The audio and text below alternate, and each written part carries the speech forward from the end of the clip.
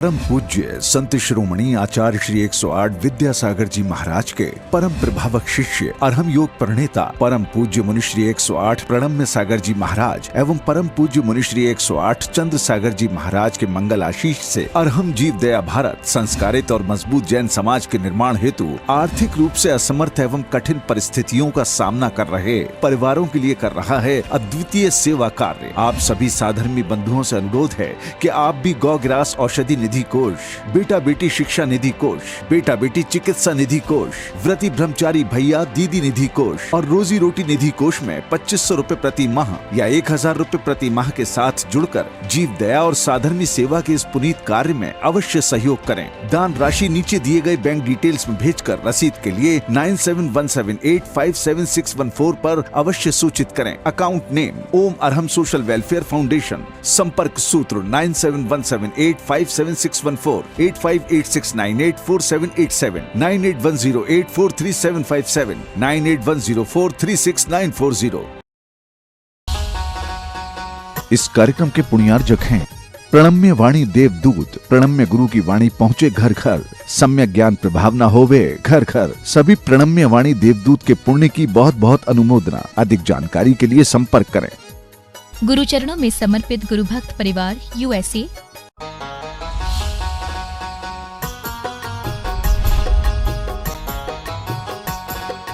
संत शिरोमणि आचार्य गुरुवैश्य विद्यासागर जी महाराज की जय। अरहम योग प्रणेता पूज्य गुरुवैश्य प्रणम्य सागर जी महाराज की जय। ओम अरहम नमः। स्वाध्याय प्रेमी बंधुओं, आप सभी का आचार्य उमा स्वामी द्वारा विरचित गागर में सागर भरने वाले अनोखे ग्रंथ श्री तत्वार्थ सूत ग्रंथराज जी के स्वाध्याय में स्वागत है। विगत 2 वर्षों में हमने तत्व विज्ञान अध्याय 1 से लेकर व्रत विज्ञान अध्याय 7 तक का सफर तय किया है और अब हम अपने अतिशय पुण्य फल से कर्म बंध विज्ञान अध्याय 8 के स्वाध्याय में कर्म बंध के बारे में जान सकेंगे। जो नए स्वाध्याय प्रेमी अब हमारे साथ जुड़ रहे हैं वह पुराने अध्याय के छूटने का विकल्प ना करें। निश्चित भाव से स्वाध्याय करें। मुनिश्री की सरस सरल वाणी में उन्हें यह जटिल विषय भी बड़ा आसानी से समझ में आएगा। स्वाध्याय प्रारंभ करने से पहले हम अध्याय 8 का सूत्र पाठ करते हैं ताकि हम इन्हें कंठस्थ कर सकें। यदि आपने पिछले अध्यायों की मौखिक सूत्र पाठन परीक्षा नहीं दी है तो भी आपको यह पाठ अवश्य करना चाहिए और इन्हें कंठस्थ करने का प्रयास करना चाहिए। मोक्ष मार्गस्य नेतारं भेत्तारं कर्म भूव्रतां ज्ञातारं विश्वतत्त्वानां वन्दे तद्गुणलब्धये। मिथ्या दर्शना विरति प्रमाद कषाय योगा बंध हेतवः सकषायत्वात् जीवः कर्मणो योग्यान पुद्गला नादत्ते स बंधः प्रकृति स्थित्यनुभव प्रदेशास्तद विधेयः आद्यो ज्ञान दर्शनावरण वेदनीय मोहनीयायुर्नाम गोत्रांतरायाः पंचनवद्व्यष्टाविंशति चतुर्द्वि चत्वारिंशद्वि पंच भेदा यथाक्रमम् मतिश्रुतावधि मनः पर्यय केवलानां चक्षुरचक्षुरवधि केवलानां निद्रा निद्रा निद्रा प्रचला प्रचला प्रचला स्त्यान ग्रद्धयश्च स दशत वेद्य दर्शन चारित्र मोहनीया कषाय कषाय वेदनीयाख्या स्त्री द्वि नव षोडश भेदा सम्यक तु मिथ्यात्तु तद्भयान्य कषाय कषायौ हास्य रत्य रति शोक भय जुगुप्सा स्त्री पुण्य पुंसक वेदा अनंतानुबंध्य प्रत्याख्यान प्रत्याख्यान संजुलन विकल्पाश्चैकशः क्रोधमान माया लोभा नारक्तैर्यज्ञोन्मानुषदैवानि गतिजाति शरीरांगोपांग निर्माण बंधन संघात संस्थान सहनन स्पर्श रस गंधान गंध वर्णानुपूर्व्य गुरु लघुपघात परघाता तपोद्योतोच्छ्वास विहायोगते प्रत्येक शरीर त्रस्वभग सुस्वर शुभ सूक्ष्म पर्याप्ति स्थिरादे यशः कीर्ति सेतराणि तीर्थकरत्वं च उच्चैर्नीचैश्च दानलाभ भोगोपभोग वीर्याणाम् आदितस्तिसृणामन्तरायस्य च 30 सागरोपम कोटि कोट्यः परा स्थितिः सप्ततिर्मोहनीयस्य विंशतिर्नाम गोत्रयोः त्रयस्त्रिंशत् सागरोपमान्यायुषः अपरा द्वादश मुहूर्ता वेदनीयस्य नाम गोत्रयोरष्टौ शेषाणा मन्तर्मुहूर्ताः विपाकोऽनुभवः स यथानाम ततश्च निर्जरा नाम प्रत्ययाः सर्वतो योग विशेषात् सूक्ष्मैक क्षेत्रावगाः स्थिताः सर्वात्म प्रदेशेष्वनन्तानन्त प्रदेशाः सद्वेद्य शुभायोर्नाम गोत्राणि पुण्यम अतोन्यत पापम इति तत्वार सूत्रे अष्टमोध्यायः। पूज्य मुनिश्री कहते हैं कि सिर्फ सूत्रों का पाठन करने से ही हमारी विशुद्धि कई गुना बढ़ जाती। ग्रहित मिथ्यात्व के भेदों में हमने जाना कि एकांत मिथ्यात्व में वस्तु के केवल एक धर्म को स्वीकार करके अन्य चीजों का अभाव कर देते हैं, जैसे एकांत रूप से भाग्य को मानना, पुरुषार्थ को मानना, नियतिवाद यानी संसार में सब निश्चित है ऐसा मानना आदि सभी एकांत मिथ्यात्व है। इसके अभाव के बाद ही हमें आगे की चीजें समझ आएंगी। आज इसे परोसने के लिए तरह तरह के ग्रंथ हैं, सूक्ति वाक्य हैं, जो एक ही बात पर जोर डालते हैं। हमने जाना कि 5 प्रकार के मिथ्यात्व छूटे बिना सिर्फ देव, शास्त्र, गुरु पर श्रद्धान करने से भीतर से सम्यक दर्शन का प्रादुर्भाव नहीं होता। वस्तु को अनेकांत से जानने और एकांत का निरसन करने से यह टूटता है। जैनों में भी बहुत लोग एकांत मिथ्यात्व की धारणा में जीते हैं, लेकिन उन्हें पता ही नहीं होता।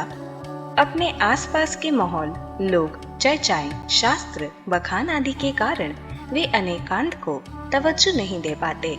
जब जैन इसे नहीं छोड़ पा रहे हैं तो अन्य का क्या ही कहें।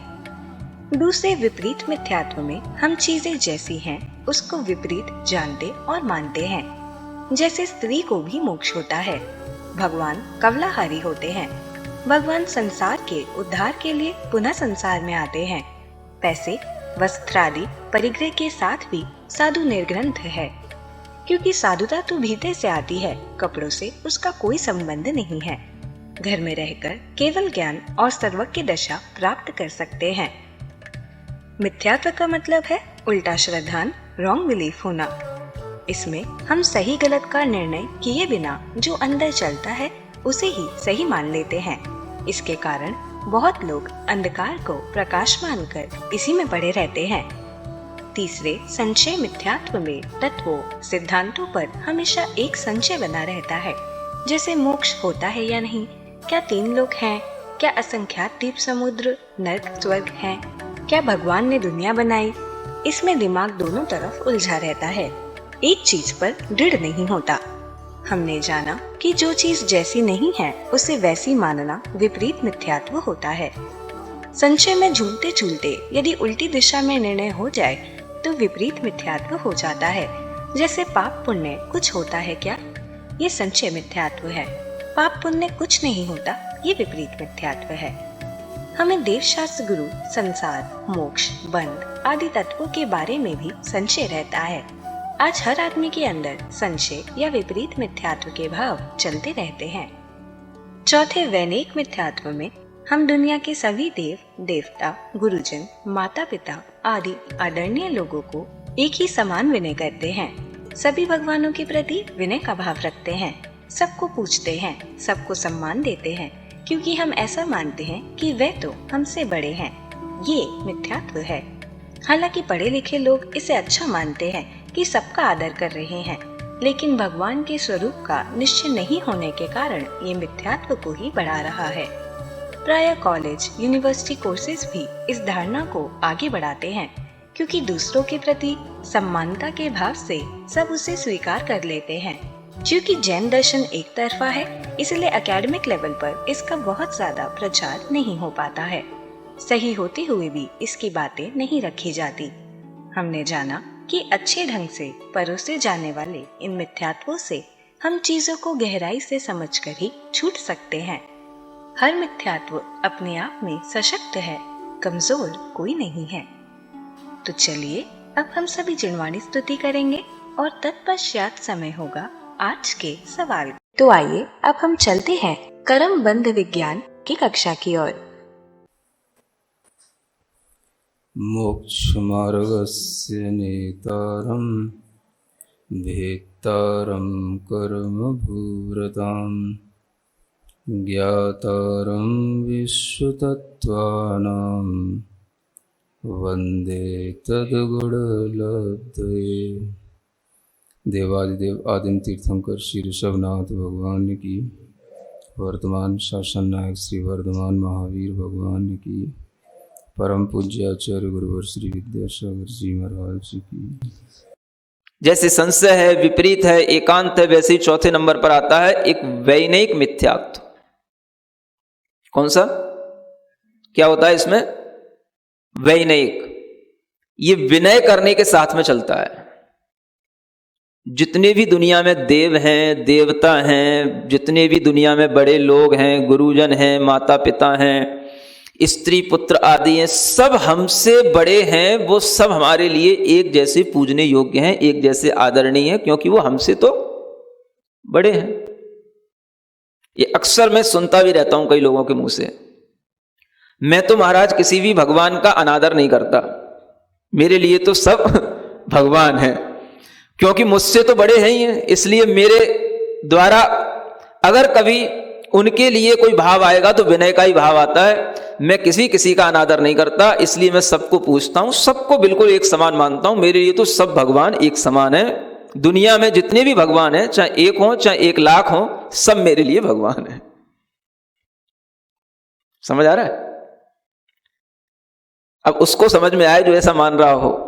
अब वो कहेगा इसमें क्या मिथ्यात्व हो गया भाई, ये तो अच्छी बात है। अब पढ़ा लिखा आदमी इसको अच्छा ही मानेगा, देखो सबका आदर करता है। समझ आ रहा है? लेकिन उससे किसी भी चीज में यह निश्चय नहीं है कि वास्तव में भगवान है कौन, भगवान कैसा होता है, भगवान का क्या कार्य और क्या स्वरूप होता है, कुछ भी निश्चय नहीं। तो जितना भी पढ़ा लिखा व्यक्ति है वो सब इस प्रकार के मिथ्यात्व को ही बढ़ा रहा है। कोई भी इंस्टीट्यूट होती है, कोई भी तरीके के कॉलेज होते हैं, कोई भी तरीके की यूनिवर्सिटियों के कोर्स होंगे, आप देखेंगे उनमें वो चीजें रखी जाएंगी जो इस तरीके की धारणा को आगे बढ़ाएं। एक चीज पर डोर इसीलिए नहीं डाला जाता। लोग पूछते हैं जैन दर्शन का बहुत ज्यादा प्रचार एकेडमिक लेवल पर क्यों नहीं हो पाता है, क्यों एकेडमिक लेवल में जो है जैन दर्शन की बातें इतनी सही होते हुए भी नहीं रखी जाती? क्योंकि वो एक तरफा है। लोगों को पसंद क्या है? अगर जैन दर्शन है तो दूसरे दर्शन भी हैं, उनको भी ला करके रखो सामने। तो जिस दर्शन को मानने वाले लोग ज्यादा हो जाएंगे, बहुमत उसी का होगा, और वही दर्शन आगे चल करके आगे ज्यादा, सबसे ज्यादा चलेगा, वही ज्यादा आगे बढ़ेगा।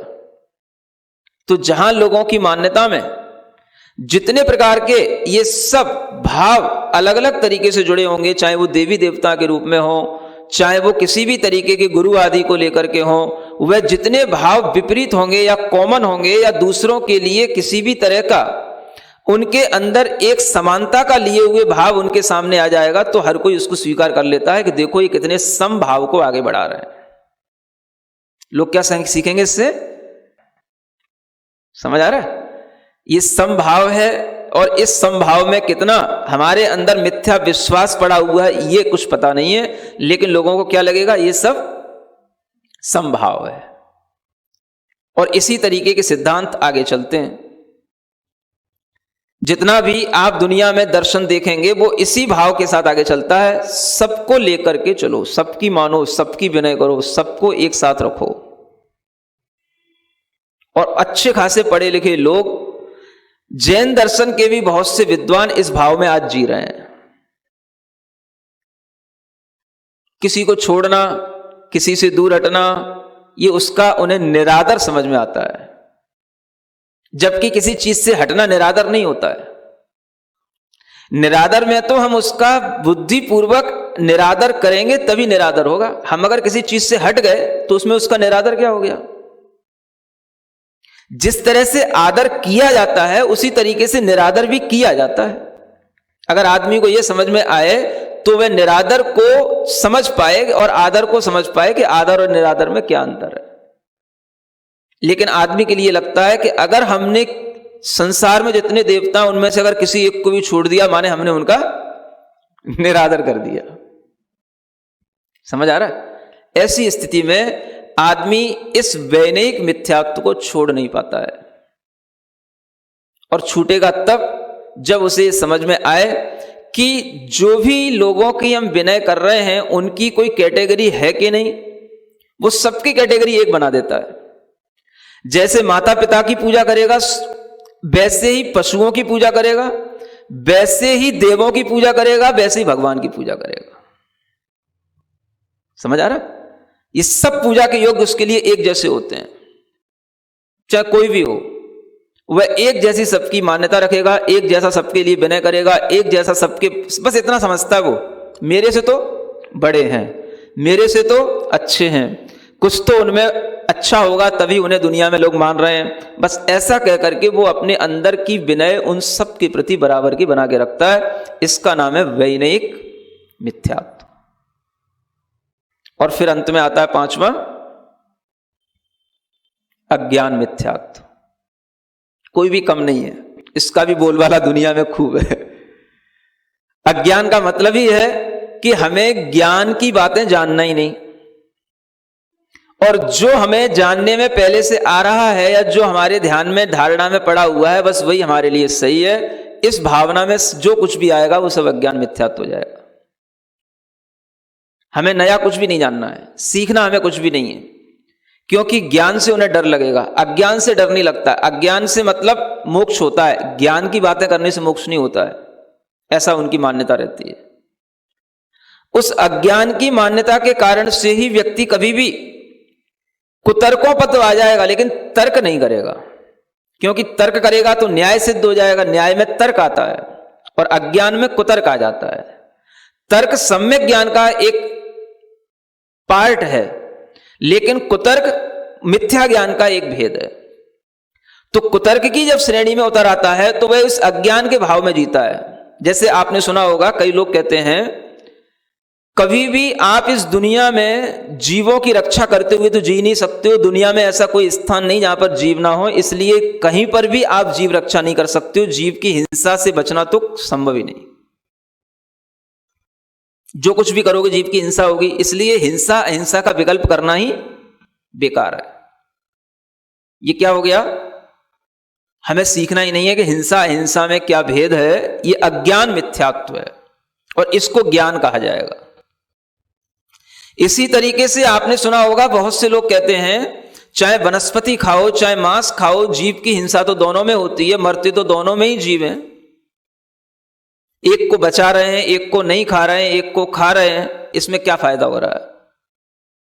जीव तो सब जगह मर रहे हैं। और कुतर्क यहां तक भी हो सकता है कि जब हम किसी एक जीव को मारते हैं तो उसमें एक ही मरते हैं। तुम्हारे यहां पर तो जो वनस्पति खाते हो तो उसमें अनंत मरते हैं। समझ आ रहा है? ये सब क्या है? अज्ञान है, ये सिर्फ अज्ञान है, ओनली इग्नोरेंस। क्योंकि जब तक ये अज्ञान चलेगा तब तक आदमी अपने भोग सामग्री का मनचाहा सेवन करता रहेगा। अपने कुतर्कों के माध्यम से अपने अज्ञान पर पर्दा डालता रहता है और उसके माध्यम से अपनी मनचाही चीजों का सेवन करता रहता है। ये उसके भीतर का एक बहुत बड़ा भाव रहता है, इसलिए वो ज्ञान की बातें सीखना नहीं चाहता। जैसे ही ज्ञान की बात आएगी, ये तो आप भेद कर रहे हो, ये एक इंद्रिय होते हैं, 5 इंद्रिय होते हैं, ये वनस्पति है, ये मांस है, इसमें ये नहीं है, इसमें ये है, ये तो आप अपना सिद्धांत बता रहे हो, हमें नहीं सीखना। ये समझ में आ रहा है? तो ये क्या हो गया? वह ज्ञान की बात तो सीखना ही नहीं चाहता है। जैसे ही ज्ञान की बात आएगी वो कहेगा नहीं, ये आपका सिद्धांत है। और अज्ञान की बात आएगी तो ये सबका सिद्धांत है, मेरा सिद्धांत है, मेरी दिमाग की उपज है। माने वो अपने आप को इतना इंटेलिजेंट मानता है कि उसे ये नहीं पता होता है कि हम जो भी कुतर्कों की बातें कर रहे हैं, अपनी जो अज्ञानता की बातें कर रहे हैं, वो हमारी अज्ञानता है। वो उसको अपनी नॉलेज समझ में आती है, उसे अपना बहुत बड़ा अपने आप को उससे इंटेलिजेंट मानता है वो। और ये इंटेलिजेंसी सिखानी नहीं पड़ती, अपने आप आ जाती है। आपस में दोस्तों से 4 लोगों से मिलने से ही आ जाती है। किसी बच्चे को आपने कभी नहीं सिखाया होगा, लेकिन बच्चा आपसे क्वेश्चन कर देता है। क्यों कर देता है? क्योंकि वो से अपने आप ये चीजें सीखने को बाहर से मिल रही हैं। ये अज्ञान का ही मिथ्यात्व है जिसके कारण से अंडा शाकाहार होता है, मांस भी ऐसा बनाया जा रहा है जो शाकाहार के रूप में हो, और जो चीजें शाकाहार हैं उनमें वो मांसाहार सिद्ध किया जाता है। जितनी भी चीजें हैं जो हमारे लिए बुरी हैं, व्यसन के रूप में हैं, उन्हें अच्छे के रूप में प्रस्तुत किया जाता है। यही तो हमारी फ्रीडम है। फ्रीडम के नाम पर, हमारे मोरलिटी के नाम पर उन चीजों को परोसा जा रहा है जिससे हमारे अंदर का वह अज्ञान और बढ़ता चला जाए, और पढ़ा लिखा आदमी इसको बड़े हर्ष के साथ स्वीकार करता है। इसका नाम अज्ञान मिथ्यात्व इसलिए कहा क्योंकि यहां पर ज्ञान की कोई बात होती ही नहीं है। आज आप किसी से ज्ञान की बातें करो, कोई सुनना ही नहीं चाहता है। अज्ञान की बातें करो, सब साथ में है। जैसे ही आप ज्ञान की बात करोगे तो ज्ञान क्या करता है? सही गलत का निर्णय करता है। ज्ञान का सबसे पहला एक फैक्टर है कि वो what is true, what is wrong. ज्ञान हमेशा ये काम करता है। और जहां पर आदमी ये समझना ही नहीं चाहता कि क्या सही क्या गलत, समझ लो वहां पर वह अज्ञान है, और अज्ञान में जीना उसे अच्छा लग रहा है। तो ये अज्ञान का मिथ्यात्व बच्चों में भरा पड़ा है। किसी से भी पूछो, हर कोई आदमी इस तरीके के तर्क करता है। अभी क्या हुआ, दीपावली आई थी, पटाखे चलाने के लिए मना कर रहे हैं सब लोग, जगह जगह पर बैन लग रहे हैं। राज्यों में भी बैन लगे कि भाई इन राज्यों में पटाखे नहीं चलेंगे, ये नहीं होगा, वो नहीं होगा। अगर कोई व्यक्ति किसी से पर्सनली कहता है कि आप पटाखे ना चलाएं, अच्छी बात नहीं है, तो आदमी के अंदर सबसे पहला कुतर्क ये आता है कि क्या फर्क पड़ता है। अब उससे कहो क्या फर्क पड़ता है, उससे कहो प्रदूषण होता है, बोले प्रदूषण किससे नहीं होता है? हमारे एक पटाखे नहीं चलाने से कौन सा प्रदूषण रुक जाएगा? उससे कहो हिंसा होती है, बोले हिंसा किस काम में नहीं होती है? खाने पीने, चलने उठने बैठने सब में तो हिंसा हो रही, केवल हमारे पटाखे फोड़ने से कौन सी हिंसा बढ़ जाएगी? ये जो कुतर्क आ रहे हैं, ये कहां से आ रहे हैं? ये भीतर का जो अज्ञान मिथ्यात्व है वो जोर मार रहा है।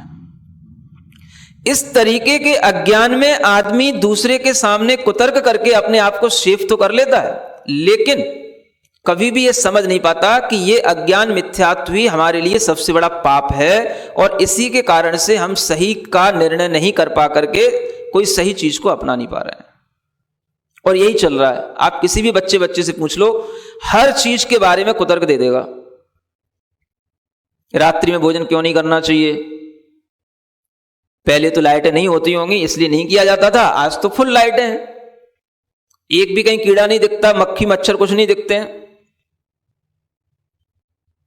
बस आपके लिए अब आगे कोई जवाब नहीं। ये क्या हो गया? ये ज्ञान है उसका बच्चे का कि अज्ञान है? कैसे कहोगे उससे अज्ञान है? ये सारा का सारा जितना भी मैटर है ये सब अज्ञान मिथ्यात्व में आता है। इसलिए मैं इसी का एक्सप्लेनेशन सबसे ज्यादा कर रहा हूं कि 5 प्रकार के मिथ्यात्व हैं, आप इनको समझें। संसार की जड़ यही है, हमारे अंदर कर्म के बंध की जड़ यही है। सबसे पहले मिथ्या दर्शन। पढ़ने को तो मैं अभी सब कुछ एक साथ पढ़ सकता था लेकिन उस पढ़ने से कोई मतलब नहीं है जब तक कि हम भीतर से किसी चीज को ढंग से ना समझें और उससे बचने की कोशिश ना करें। तो मुझे ये दिखाई दे रहा है कि दुनिया में ये 5 प्रकार के मिथ्यात्व के अलावा आदमी के अंदर कोई और नॉलेज है ही नहीं है। हर जगह पर आदमी कोई ना कोई इसी तरीके के मिथ्यात्व से कनेक्ट है। समझ में आ रहा है? चाहे वो पहले नंबर का एकांतिक हो, चाहे वो विपरीत हो, चाहे वो संशय वाला हो, चाहे वैनिक वाला हो, और चाहे अज्ञान वाला हो। आप देख लें दुनिया में हर किसी के अंदर इसी तरीके का एटीट्यूड मिलेगा। वो किसी ना किसी मिथ्यात्व को पकड़े बैठा है। और एक आदमी में एक भी तरीके का हो सकता है, 2 भी तरीके के हो सकते हैं, 3 भी हो सकते हैं, 4 भी हो सकते हैं, 5 भी हो सकते हैं। क्या समझे? 5 प्रकार के मिथ्यात्व में से एक जीव के अंदर 5 भी हो सकते हैं, 4 भी हो सकते हैं, 2 भी हो सकते हैं, 1 भी हो सकता है। लेकिन जो इससे रहित होगा उसके दिमाग में ये सब चीजें अपने आप इतनी क्लियर होंगी कि वह इन सब चीजों को अपने आप समझने लगेगा कि ये मिथ्यात्व के अलावा और कोई चीज नहीं है। तो आदमी की आज जो बुद्धि हम कह रहे हैं, जिसे हम आदमी को पढ़ा लिखा, शिक्षित या ज्ञानवान कह रहे हैं, उसके ज्ञान पर यह मिथ्यात्व का सबसे बड़ा प्रभाव दिखाई देता है। इसी को आचार्यों ने कहा मोहेन आवृतम ज्ञानम। जो हमारा ज्ञान है वो मोह से सबसे ज्यादा आवृत है। आवरण हमारे ऊपर मिथ्यात्व के सबसे ज्यादा पड़े हैं। जब तक ये मिथ्यात्व नहीं हटता तब तक ये आगे के अविरति, प्रमाद, कसाई एक भी हिलने वाले नहीं है। सब बंधों का राजा ये पहला ये है जो सबसे पहले लिखा हुआ है। राजा ये हटेगा तब ये सब मंत्री, सिपाही तब ये अपने आप जीतने में आ जाएंगे। समझ में आ रहा है? दूसरे नंबर पर क्या हेतु दिया है? अविरति। अविरति कहां से आएगी? इसकी जननी तो मिथ्यात्व ही है। मिथ्यात्व छूटेगा उसके बाद में ही अविरति छूटेगी। जहां पर मिथ्यात्व है वहां पर अविरति तो है ही है। अविरति माने किसी भी तरह से संसार के पदार्थों से विरति नहीं होना, और यह तब तक नहीं होता जब तक कि भीतर मिथ्यात्व का भाव पड़ा रहता है, क्योंकि मिथ्यात्व ही होता है जो हमें संसार से जोड़े रखता है। इसलिए इस मिथ्या दर्शन को अनंत कहा जाता है। अनंत, ये मिथ्यात्व कैसा है? अनंत है। संसार अनंत है। उस अनंत संसार का कारण क्या है? तो ये मिथ्यात्व है।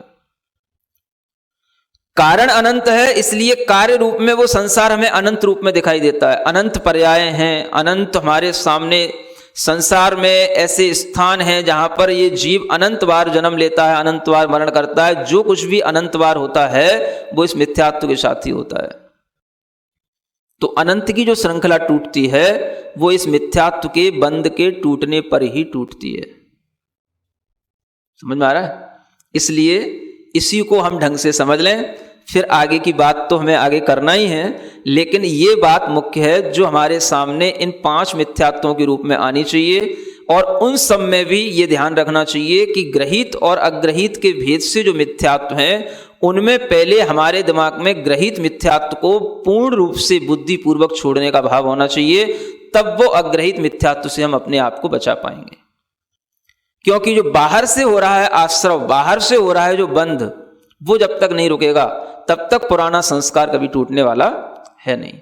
तो ये ग्रहित मिथ्यात्व मनुष्य पर्याय में सबसे ज्यादा होता है, और मनुष्य पर्याय में ही ये ग्रहित मिथ्यात्व बुद्धिपूर्वक छोड़ा जा सकता है। इसलिए मिथ्यात्व को बुद्धिपूर्वक छोड़ना पड़ता है। इसी का नाम है ग्रहित मिथ्यात्व से बचना। जो लोग इसको छोड़ने में डरते हैं, किसी भी तरीके का संदेह रखते हैं, किसी भी तरह से अपने आप को डरने में, इसको छोड़ने में असमर्थ समझते हैं, वो कभी भी इस मिथ्यात्व से अपने आप को बचा नहीं सकते हैं। ऐसे इस मिथ्यात्व से पहले अपने आप को बचाएं, तब आगे के अविरति आदि जो कारण हैं वो अपने आप आपको समझ में आएंगे और वो सहजता में छूटते हुए भी चले जाएंगे। आज के लिए इतना ही पर्याप्त। सिरिजिणवाणी जग कल्याणी जग जन मदतम मोहरी जनमण हारी गढ़हर हारी जम जरा भव रोग हरी तिथियराणम दिव्य झुणिम जो पड़ई सुणई मय्ये धारई णाणम सौख मणंतम धरिय सासद मोक्ष पदम पावई सासद मोक्ष पदम पावई। अब समय है आज के प्रतियोगिता प्रश्न में भाग लेकर आकर्षक पुरस्कार जीतने का। आप अपने फोन को QR कोड स्कैन करने के लिए तैयार रखें या दिए गए लिंक पे जाएं। आप अपना उत्तर चुनकर हमें कल शाम 5 बजे तक भेज सकते हैं। 3 भाग्यशाली विजेताओं को मिलेंगे आकर्षक पुरस्कार। विजेताओं का नाम इसी कार्यक्रम में हर रविवार को घोषित किया जाएगा। साथ ही सभी प्रश्नों के सही उत्तर भी बताए जाएंगे। आज का सवाल है, निम्न में से सब बंधों का राजा कौन है? मिथ्यात्व, अविरति, प्रमाद, कषाय अध्याय 8 की कक्षा 2 के आज के सवाल का सही उत्तर है विपरीत मिथ्यात्व। अगर आप किसी कारणवश कोड को स्कैन ना कर पाए हों तो आप क्लास की वेबसाइट पर जाकर भी उन्हें अटेम्प्ट कर सकते हैं। इस लिंक पर जाएं या QR कोड को स्कैन करें। एक ऐसा पर्व जो अनादिकाल से चला आ रहा है, अनादिकाल से स्थित जो द्वीप है, 8वां द्वीप जिसे नंदीश्वर द्वीप कहते हैं, उस द्वीप में ही इस तरह के जिनालय हैं कि जिन जिनालयों में अद्भुत रूप से भगवान जिनेंद्र देव की प्रतिमाएं विराजमान हैं। एक साथ बहुत से जिनालय हैं, हर दिशा में अलग अलग संख्या में। उन जिनालयों की जो स्थापना अनादिकाल से बनी हुई है, ऐसा किसी अन्य द्वीप में उपलब्ध नहीं होता है। होने को तो इस तिर्यक लोक में असंख्यात द्वीप हैं, लेकिन यह नंदीश्वर द्वीप ही एक ऐसा द्वीप है जहाँ पर पूर्व दिशा में, दक्षिण दिशा में, पश्चिम दिशा में, उत्तर दिशा में अलग अलग 13 जिनालय विद्यमान हैं। और वह जिनालय एक एक पर्वत के ऊपर स्थित हैं, जिन्हें हम अंजनगिरी पर्वत कहते हैं, दधिमुख पर्वत कहते हैं, रतिकर पर्वत कहते हैं। ऐसे इन जिनालयों पर स्थित जो जिनालयों के अंदर अनेक प्रकार के जिनबिंब हैं, उन जिनबिंबों में जिनेंद्र भगवान के 108 जिन प्रतिमाएं हैं। एक एक जिनालय में 108 जिनबिंब हैं। ऐसा अद्भुत दृश्य अन्यत्र किसी भी द्वीप में देखने को नहीं मिलता जो नंदीश्वर द्वीप में देखने को मिलता है। और यह नंदीश्वर की पूजा हमेशा वर्ष में 3 बार अनेक प्रकार के देव सौधर्म इंद्र के साथ मिलकर के नियम से करते हैं। भगवान जिनेंद्र देव की पूजा करने का उत्साह देवों के अंदर देखते ही बनता है। जिनेंद्र देव की पूजा करने के लिए देवलोग भी यहाँ की तिथि को देखते रहते हैं कि कब अष्टानिक पर्व आ रहा है। कार्तिक मास की यह अष्टानिका प्रारंभ हो रही है। वर्ष में 3 बार यह अष्टानिक पर्व आते हैं, आषाढ़ मास में, कार्तिक मास में और फागुन मास में। यह कार्तिक मास की अष्टानिका है और हर अष्टानिक में नंदीश्वर के द्वीप में जाकर के ही देवलोग नंदीश्वर के जिनालयों की पूजा करते हैं। ऐसे अद्भुत जिनालय कि एक एक जिनालय में 108 जिनबिंब हैं। और वह जिनबिंब बहुत बड़े बड़े अवगाहना वाले हैं, जिन्हें पांस्य धनुष की अवगाहना कहा जाता है। कोई मणियों के बने हुए हैं, कोई रजत के बने हुए हैं, कोई स्वर्ण के बने हुए हैं। अनेक प्रकार की छटा को लिए हुए, आभा को लिए हुए उन जिनबिंबों को देख कर के देवलोग इतने हर्षित होते हैं कि वो 8 दिन तक वहीं पर रहते हैं। अपना सब कुछ स्थान वहीं बना लेते हैं और वह फिर वापस 8 दिन के बाद ही अपने स्वर्गों की ओर लौटते हैं। दिन भर रात भर वहीं पर भगवान जिनेंद्र देव की आराधना में लगे रहते हैं।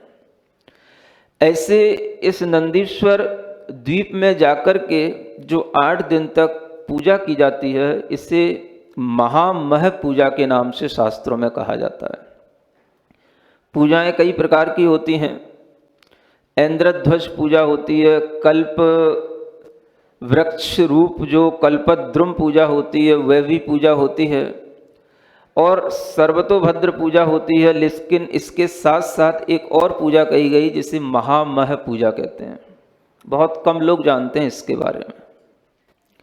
नंदीश्वर की महिमा तो सभी लोग भूलते ही जा रहे हैं। सभी लोग ये भूलते ही जा रहे हैं कि नंदीश्वर के जिनालयों में जब देवलोग जाकर के नंदीश्वर के उन जिनालयों में स्थित जिनबिंबों की पूजा करते हैं, तो हमारे लिए भी इस पर्व का महत्व इसी रूप में है।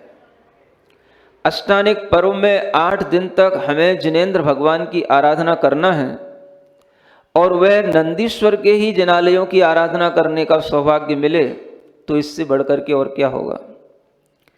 जब यह विचार आता है तभी इस तरह का कोई भी कार्य संभव हो पाता है जो यहाँ दिखाई दे रहा है। जब भगवान जिनेंद्र देव की पूजा करने का भाव आता है तो अक्सर ये देखा गया कि लोग नंदीश्वर की पूजा को भी केवल पूजा के रूप में, जिनालय की पूजा के रूप में निष्ठापित कर लेते थे। एक भाव आया पहली बार जब मन में ये विचार आया कि जब एक एक जिनालय में 108 जिनबिंब होते हैं तो हम प्रत्येक जिनबिंब के लिए एक अर्घ समर्पित क्यों नहीं कर सकते हैं। हम 108 जिनबिंबों की भी आराधना अलग अलग क्यों नहीं कर सकते हैं। जब हम विधान कर रहे हैं, पूजा कर रहे हैं, तो इस तरह से भगवान की आराधना करने का हमारा मन होना चाहिए, क्योंकि हमारे पास में पर्याप्त समय है, 8 दिन का समय है। 8 दिन में कम से कम हम उन 52 जिनालयों में स्थित प्रत्येक जिनालय के अंदर एक एक जिनबिंब की आराधना कर सकें। इससे बढ़कर के सौभाग्य क्या होगा। ये विचार आया, किसके मन में आया? आपके मन में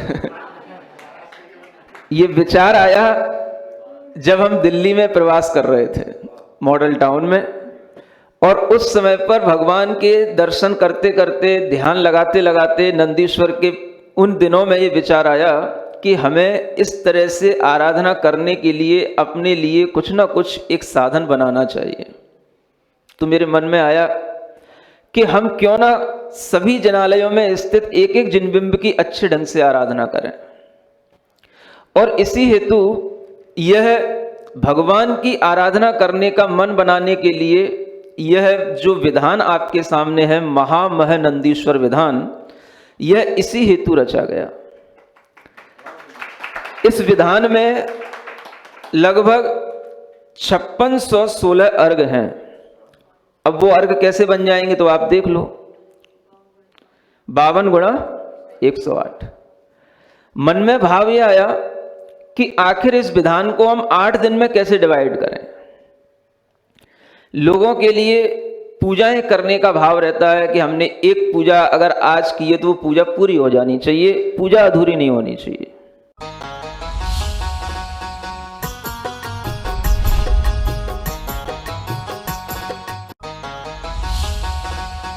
इस कार्यक्रम के पुण्यार्जक थे प्रणम्य वाणी देवदूत। प्रणम्य गुरु की वाणी पहुंचे घर घर, सम्यक ज्ञान प्रभावना होवे घर घर। सभी प्रणम्य वाणी देवदूत के पुण्य की बहुत बहुत अनुमोदना। अधिक जानकारी के लिए संपर्क करें।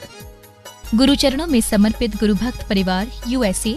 परम पूज्य संत शिरोमणि आचार्य श्री 108 विद्यासागर जी महाराज के परम प्रभावक शिष्य अरहम योग प्रणेता परम पूज्य मुनि श्री 108 प्रणम्य सागर जी महाराज एवं परम पूज्य मुनि श्री 108 चंद्र सागर जी महाराज के मंगल आशीष से अरहम जीव दया भारत संस्कारित और मजबूत जैन समाज के निर्माण हेतु आर्थिक रूप से असमर्थ एवं कठिन परिस्थितियों का सामना कर रहे परिवारों के लिए कर रहा है अद्वितीय सेवा कार्य। आप सभी साधर्मी बंधुओं से अनुरोध है कि आप भी गौग्रास औषधि निधि कोष, बेटा बेटी शिक्षा निधि कोष, बेटा बेटी चिकित्सा निधि कोष, व्रती ब्रह्मचारी भैया दीदी निधि कोष और रोजी रोटी निधि कोष में 2500 रुपए प्रति माह या 1000 रुपए प्रति माह के साथ जुड़कर जीव दया और साधर्मी सेवा के इस पुनीत कार्य में अवश्य सहयोग करें। दान राशि नीचे दिए गए बैंक डिटेल्स में भेजकर रसीद के लिए 9717857614 पर अवश्य सूचित करें। अकाउंट नेम ओम अरहम सोशल वेलफेयर फाउंडेशन। संपर्क सूत्र 9717857614, 8586984787, 9810843757, 9810436940।